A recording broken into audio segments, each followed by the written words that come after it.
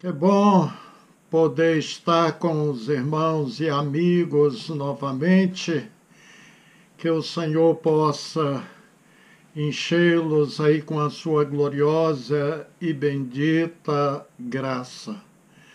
Queridos, o profeta Isaías, em seu livro, aconselha todos os homens e mulheres da terra com estas palavras: busquem o Senhor enquanto se pode achá-lo.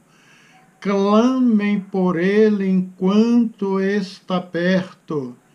Que o ímpio abandone o seu caminho e o homem mau os seus pensamentos. Volte-se ele para o Senhor, que terá misericórdia dele. Volte-se para o nosso Deus, pois ele perdoará de bom grado. Buscai ao Senhor enquanto se pode achar. Isaías 55, do 6 até o 7. Querido, às vezes pensamos que esses versículos foram escritos exclusivamente para as pessoas que não entregaram as suas vidas a Jesus Cristo como seu Senhor e Salvador. Mas não é assim.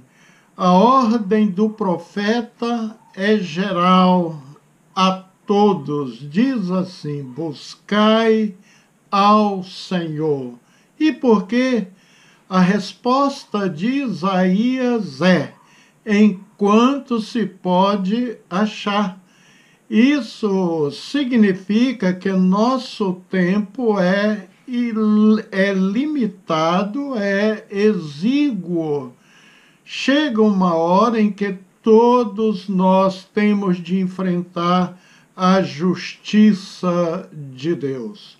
Um jovem cristão encontrou um diretor e proprietário de uma importante empresa quando este saiu de seu escritório, e este jovem procurou entregar um folheto para ele quando ele estava entrando em seu carro.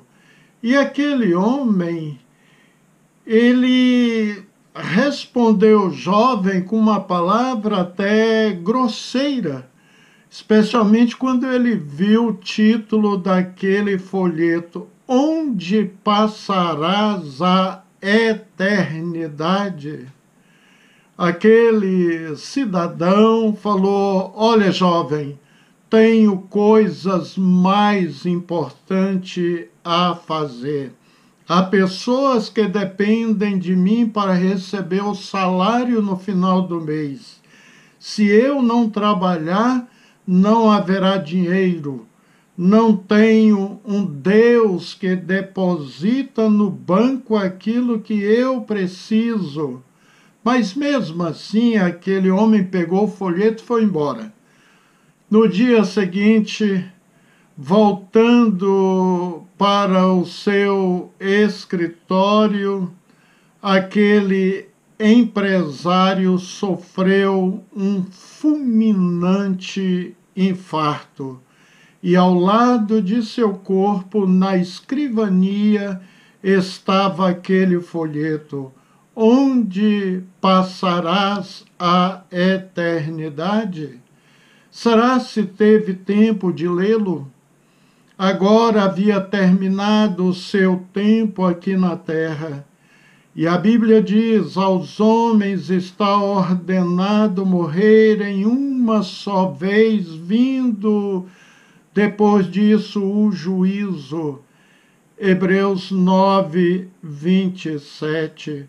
Portanto, o que agora restava para este homem tão ocupado era esperar o momento de comparecer diante de Deus e arcar com as suas consequências. Enquanto estava na terra, não tinha tempo para Deus, não tinha tempo para ir a uma igreja, para ler a Bíblia Sagrada, estava muito ocupado, precisava ganhar mais e mais. Buscai ao Senhor. Isaías explica que devemos procurar nos aproximar de Deus enquanto ainda podemos. A parte de Deus ele fez. Ele tem prazer em perdoar e restaurar. Não é seu prazer nos castigar, punir, mandar ninguém para o inferno. Ele quer nos abençoar, apagando nossos pecados, mas ele só faz isso quando nos arrependemos. Um exemplo clássico foi o que aconteceu com a cidade de Nínive. Nínive estava situada numa área de 7 quilômetros. Tinha 15 grandes portões entre suas muralhas. Ali dentro tinha mais de 120 mil habitantes. Era a capital do poderoso Império Assírio. Ela estava localizada a 450 quilômetros de Babilônia, sobre a margem oriental do rio Tigre. Era chamada a cidade dos ladrões. Sabe por quê? Porque seus habitantes invadiam e despojavam outras regiões para enriquecer-se. E nos dias do profeta Jonas, Nínive era uma cidade de grande importância e também uma cidade relativamente grande. Tanto é que Jonas, diz a Bíblia, ele levou 3 dias para percorrê-la, anunciando a palavra de Deus, conforme nós lemos no seu livro, no capítulo 1, versículo 2 e capítulo 3, versículo 3. O homem foi enviado pelo Senhor para ministrar a palavra a Nínive. Deus usou Jonas para proclamar contra ela por causa do seu mau caminho em que andavam. Jonas clamou contra aquele povo percorrendo a cidade de norte a sul, de leste a oeste, levando uma palavra de esperança e também de advertência contra o pecado daquele povo. O milagre da redenção de Nínive começa com a humilhação do próprio rei. Diz a Bíblia que seus súditos, inclusive até os animais, pois todos entram num jejum clamando pelo socorro divino. Houve um arrependimento em massa. Eu creio que isso nunca aconteceu na história da humanidade. Jonas proclamou contra Nínive e contra o seu povo, e diz a Bíblia que eles se arrependeram do seu mau caminho, vestiram pano de saco, fizeram jejum, e diz a Bíblia que sentaram em cinzas. O arrependimento foi extraordinário, porque desde o maior até o menor se curvaram diante de Deus.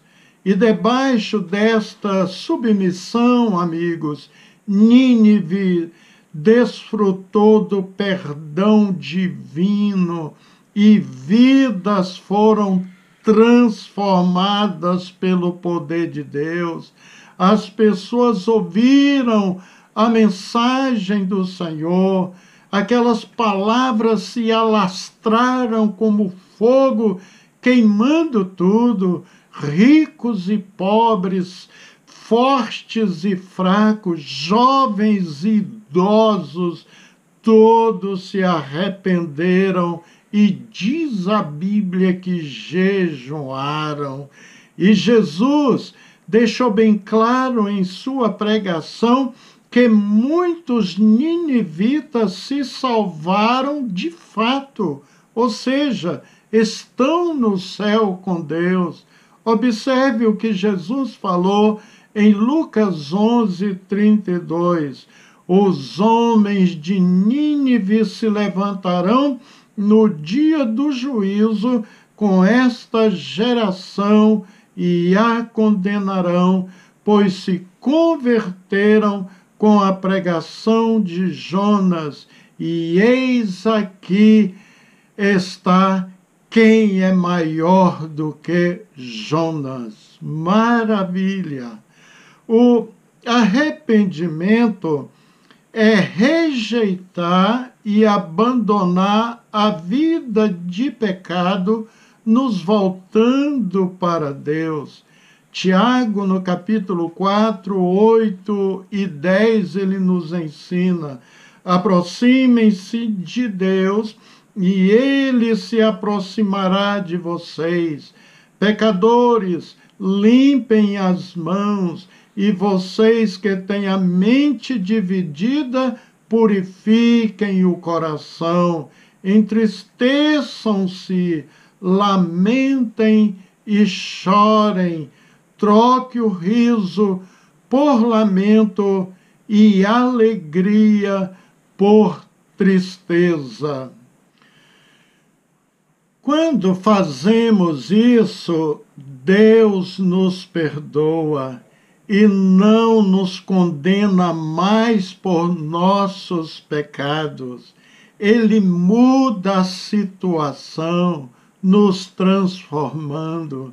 Veremos no céu centenas de milhares ou milhões de pessoas que foram salvas porque buscaram o Senhor enquanto podiam achar. Jesus garantiu que muitos ninivitas se salvaram. Novamente desejo ler o que Jesus disse, mas agora usando a palavra de Mateus, no capítulo 2, versículo 41, que diz assim: no dia do juízo, o povo de Nínive vai se levantar e acusar vocês, pois eles se arrependeram dos seus pecados quando ouviram a pregação de Jonas.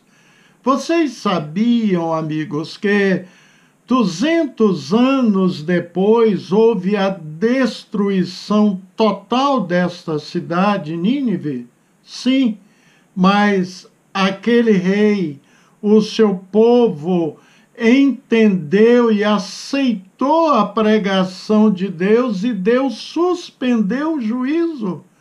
A suspensão da calamidade durou exatamente 200 anos, uma vez que a próxima geração de ninivitas voltou novamente a praticar iniquidade com muito mais força do que no tempo de Jonas. E a profecia de Jonas foi literalmente cumprida pela ação combinada dos medos e babilônios em 606 a.C. O profeta Naum, ele tinha anunciado a destruição de Nínive em seu livro. Basta lermos no capítulo 1, versículo 8, e capítulo 2, versículo 6. Jamais em todos estes séculos passados alguém conseguiu reconstruir a cidade de Nínive, provando que a Bíblia e seus profetas precisam ser levados a sério, já que traz a palavra de Deus. Jesus muda a vida, mesmo do pior pecador. Em Jesus todos temos esperança. Todos que buscam a Deus encontram salvação. Por isso, vem a advertência do profeta Isaías: enquanto se pode achar, buscai ao Senhor enquanto se pode achar. Deus quer perdoar, mas Ele não vai perdoar quem não se arrepende. Jesus disse: não vos digo antes, se não vos arrependerdes, todos de igual modo perecereis. Lucas 13, versículo 3. Como fizeram aqueles ninivitas da época do profeta Jonas, se arrependeram. O empresário que contei a sua história no início, possivelmente achou que iria morrer quando estivesse bem idoso. Entretanto, a morte veio sem mandar recado. Morreu jovem e não se sabe se deu tempo de converter-se antes do ataque cardíaco que sofreu. Mas cedo ou mais tarde vamos ter de prestar contas a Deus, amigos. Para os salvos, esse será um dia de júbilo, de grande alegria, porque em vez de condenação, receberemos a vida eterna. Mas para quem não se arrependeu, será um dia de castigo, de horror. Observa o que a Bíblia ensina.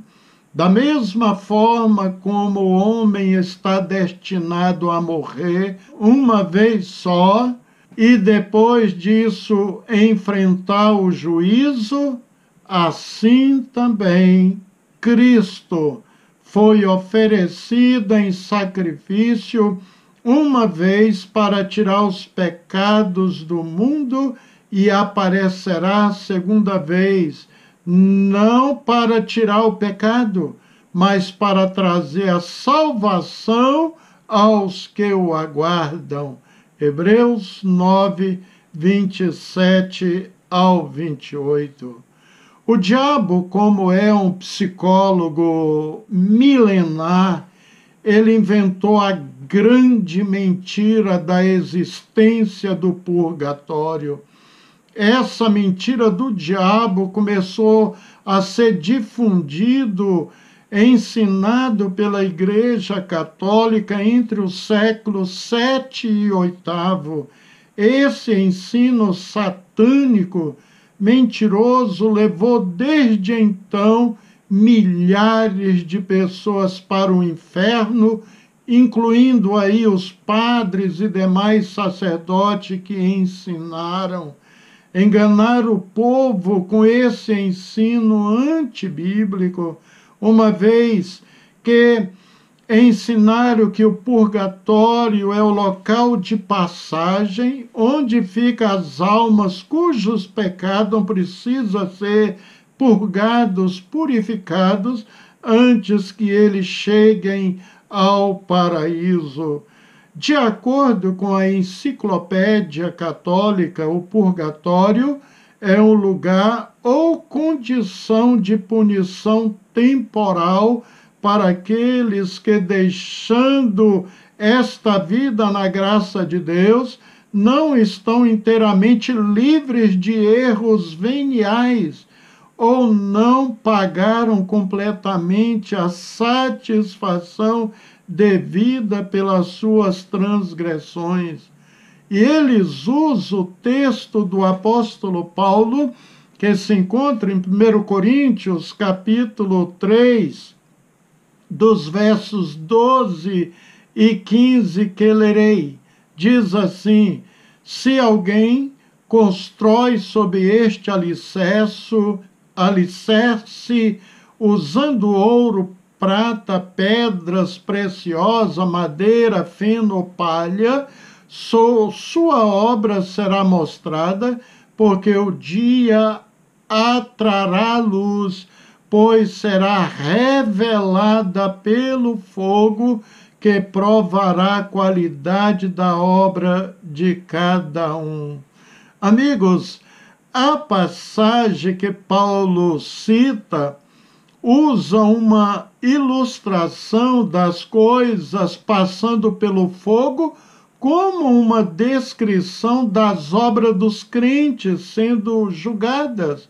Se as nossas obras forem de boa qualidade, como ouro, prata, pedras preciosas, elas irão passar ilesas através do fogo e nós seremos recompensados por elas. Se as nossas obras foram más ou de má qualidade, como a madeira, feno e palha, elas serão consumidas pelo fogo e não haverá recompensa.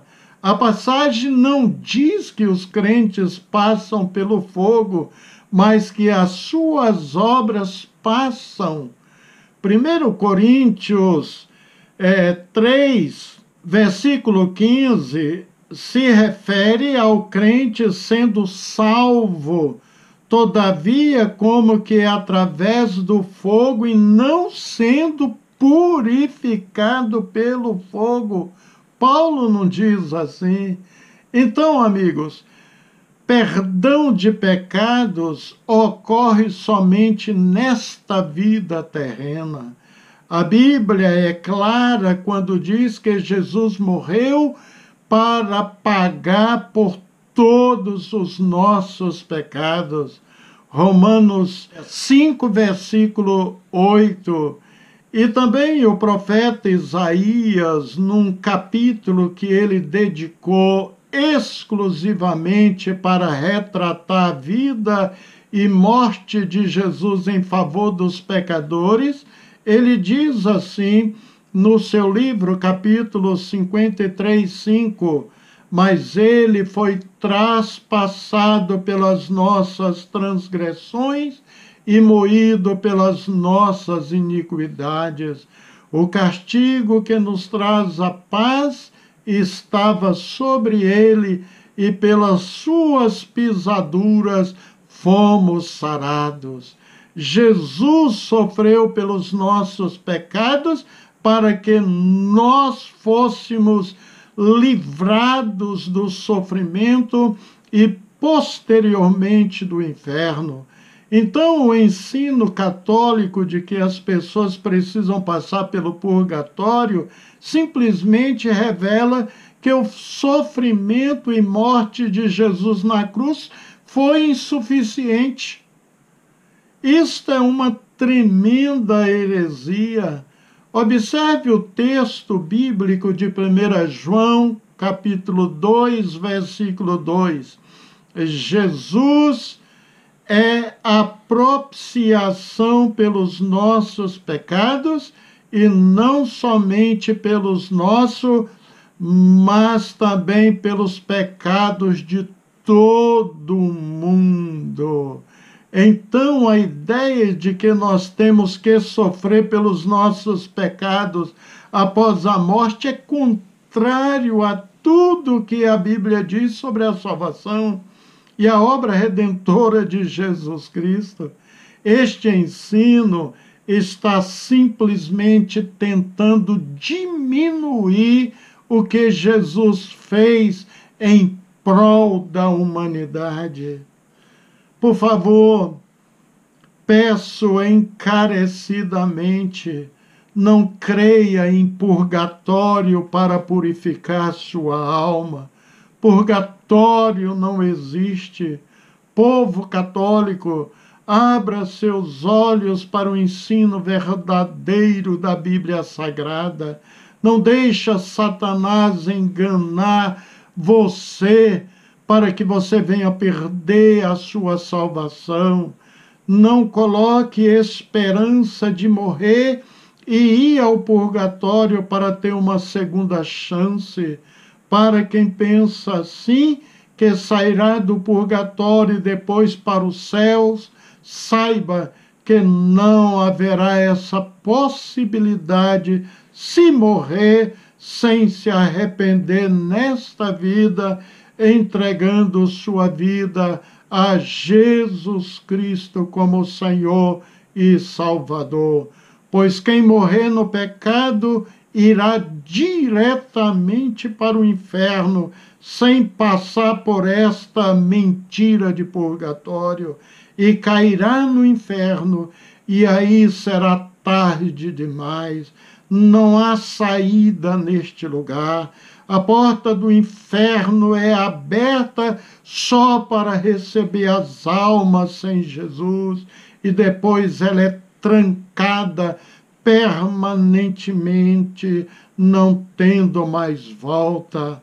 Arrependa-se agora, meu amigo, rapidamente, entrega a sua vida a Jesus Cristo, enquanto isto é possível. Você pode morrer a qualquer momento e você precisa estar preparado para a vida depois do túmulo.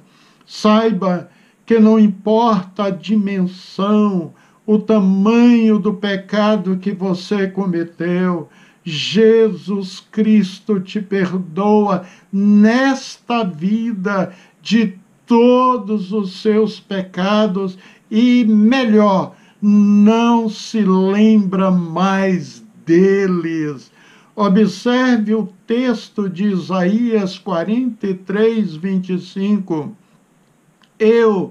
Eu mesmo sou que apago as tuas transgressões por amor de mim, e dos teus pecados não me lembro.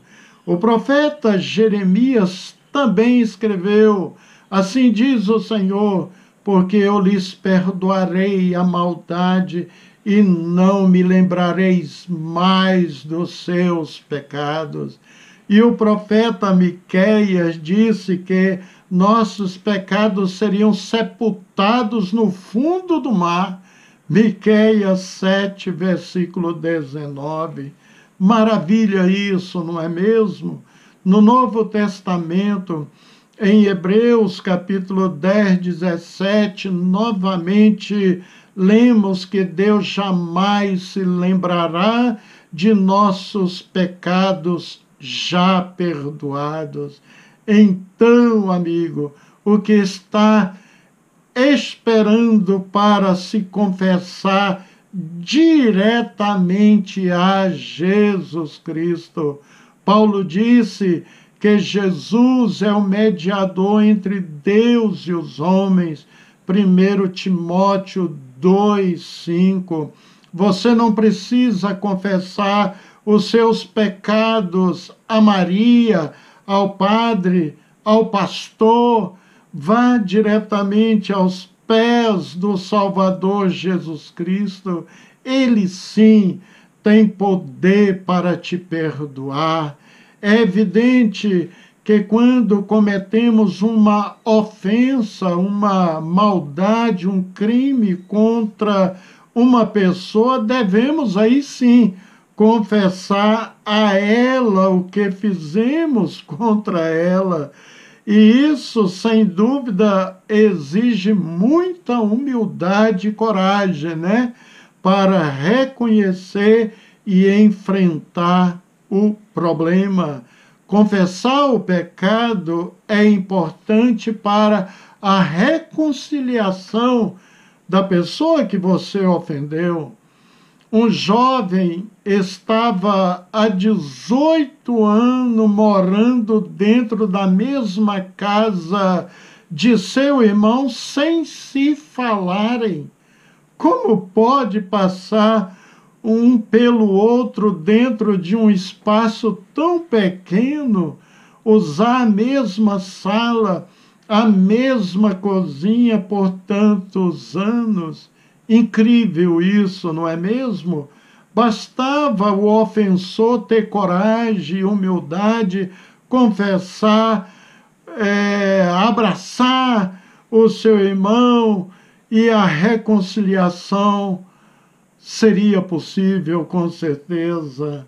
Mas não confessar outras coisas ou pecados que não têm nada a ver com esta pessoa, aí sim confessamos diretamente a Jesus. O apóstolo João é claro em dizer: se confessarmos os nossos pecados, ele, Jesus, é fiel e justo para nos perdoar os pecados e nos purificar de toda injustiça. 1 João 1, versículo 9. Fica claro que quando alguém se arrepende, confessa seus pecados, aceitando Jesus como seu Salvador, fica salvo da condenação e é perdoado de todos os seus pecados. E para você que já entregou a sua vida a Jesus, não permita, meu amigo e irmão, as acusações de Satanás sobre seus pecados passados, pois Deus já esqueceu deles. É comum o diabo ficar trazendo à nossa memória pecados antigos. Eles não existem mais para os salvos em Cristo Jesus. Repreenda o diabo e diga para ele que Jesus Cristo já te perdoou. Não aceite as suas mentiras. Então, voltando ao assunto do purgatório, saiba que a grande cartada do diabo foi inserir nos ensinos da Igreja Católica que todos irão para o céu, todos, uma vez que, por pior que esta pessoa foi na terra, ele irá para o purgatório, onde ali seus pecados cometidos na terra serão purgados, tratados e perdoados, e depois serão transferidos diretamente deste lugar, perto do inferno, para o céu. Isto é mentira do diabo, e a Bíblia diz que ele é mentiroso. Está lá em 1 João, ou seja, em João 8, o Evangelho de João 8, versículo 44, ele foi homicida desde o princípio e não se apegou à verdade, pois não há verdade nele. Quando mente, fala a sua própria língua, porque ele é mentiroso e é pai da mentira. Não tenho dúvidas de que milhares de padres e daqueles que acreditaram neste ensino mentiroso, quando chegaram no inferno, tomaram aquele maior susto, procuraram este tal de purgatório e não conseguiram achar, e entraram em grande desespero, raiva, ódio contra os pregadores aqui da terra, mentirosos, usados pelo diabo, que os levaram a esta ilusão. Agora é tarde demais, não tem como se arrepender, voltar atrás ou sair do inferno.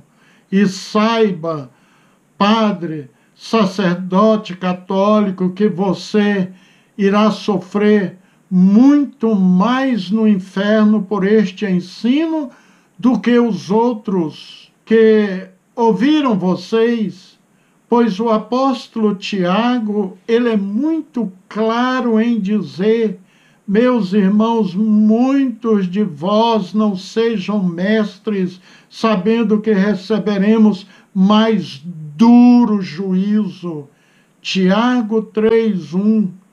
Fica bem claro, portanto, que os que ensinam erradamente, usando de engano ou mentira, ou tirando ou acrescentando palavras da Bíblia, serão julgados com maior rigor, pois descaminharam milhões de pessoas. É como Jesus falou dos fariseus e doutores da lei em seus dias.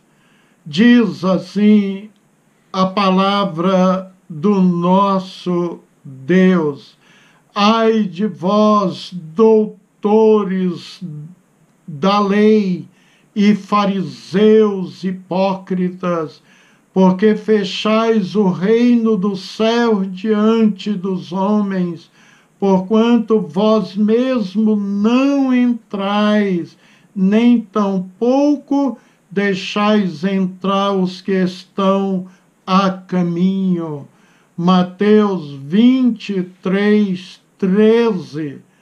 Então os fariseus e doutores da lei não quiseram céus para eles, não entregaram suas vidas a Jesus e ficaram ali na porta, ensinando mentiras, enganando o povo, ou seja, desviando o povo do caminho verdadeiro. A palavra de Deus é a verdade. Se você é um padre e está me ouvindo, se você é uma freira e está me ouvindo, tenha coragem, fique com a palavra verdadeira de Deus, a Bíblia Sagrada. Venha para o nosso meio, entregando sua vida a Jesus Cristo e servindo somente a Ele pelo resto de sua vida. Ainda há tempo de você fazer isso.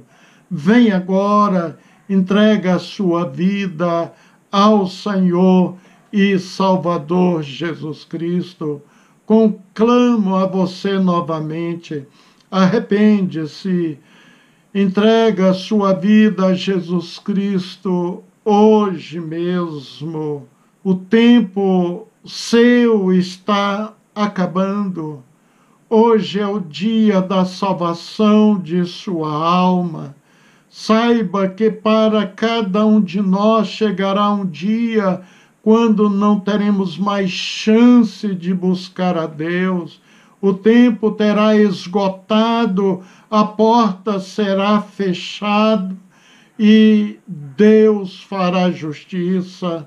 Não sabemos quando este dia chegará em nossas vidas, por isso precisamos buscar a Deus agora, enquanto podemos. Deus oferece o seu perdão agora, devemos aproveitar. Amém. Vamos encerrar mais este encontro com uma palavra de oração. Bendito e eterno Pai, a tua palavra é a verdade. Diz o salmista que a tua palavra é a toda prova. E Davi chegou a dizer que a tua palavra é mais doce do que o mel e o destilado dos favos, é mais puro do que o ouro depurado, porque a tua palavra é vida, Senhor. A tua palavra tem o poder de nos transformar. Aleluias, porque o Senhor deseja a salvação de todos nós. O Senhor estende as mãos e diz: filho, filha, entrega o teu coração a mim. Senhor, por favor, que a tua bendita e gloriosa palavra que foi ministrada neste dia, Senhor, possa ficar martelando na mente e no coração das pessoas que a ouviram, e que eles ainda neste dia mesmo possam abraçar Jesus como Senhor de suas vidas. Quero vê-los nos céus, quero poder, Senhor, contemplar estas vidas ali na eternidade e tributando louvores ao autor e sustentador das nossas vidas e da nossa fé. Que a bondade e a misericórdia do Senhor alcance esses lares. Sustenta-nos com a tua bendita graça. Precisamos muito da tua compaixão, da tua misericórdia, Senhor, da tua bondade, do teu amor leal. Por favor, Deus querido, amamos o Senhor, te somos gratos porque a tua palavra entrou em nossos corações. Nós nos sujeitamos a ti, nos humilhamos, reconhecemos os nossos pecados. Hoje, salvos em Cristo Jesus, podemos dizer obrigado, Senhor. Dai-nos dias de vitórias. Traga, Senhor, para as pessoas enfermos, cura para os seus corpos, saúde, especialmente para as suas almas. Obrigado, Senhor, novamente por este momento que o Senhor nos concede juntos, em nome de Jesus Cristo. Amém e amém. Queridos, um abraço fraterno, que Deus os abençoe ricamente e até o nosso próximo encontro com a graça, a bendita graça de Deus.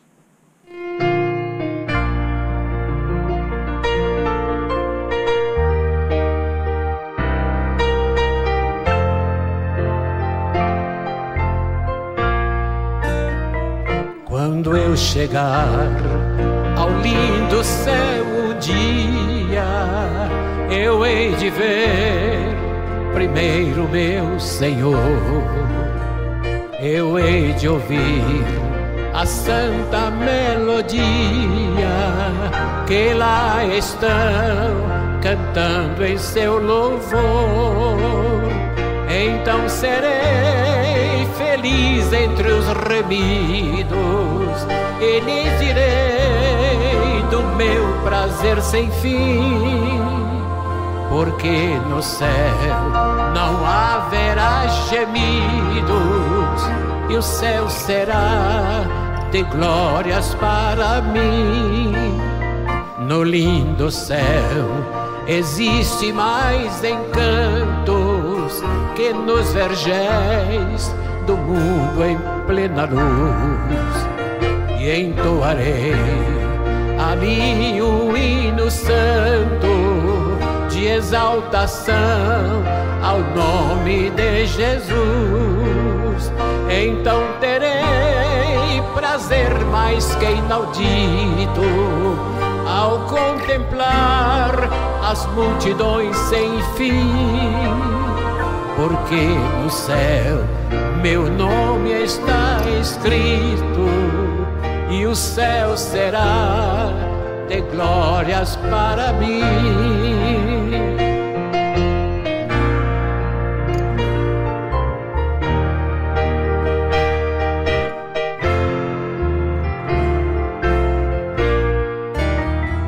No lindo céu verei os meus amigos e meus irmãos, eu hei de ver também, sem mais temer tristezas e perigos.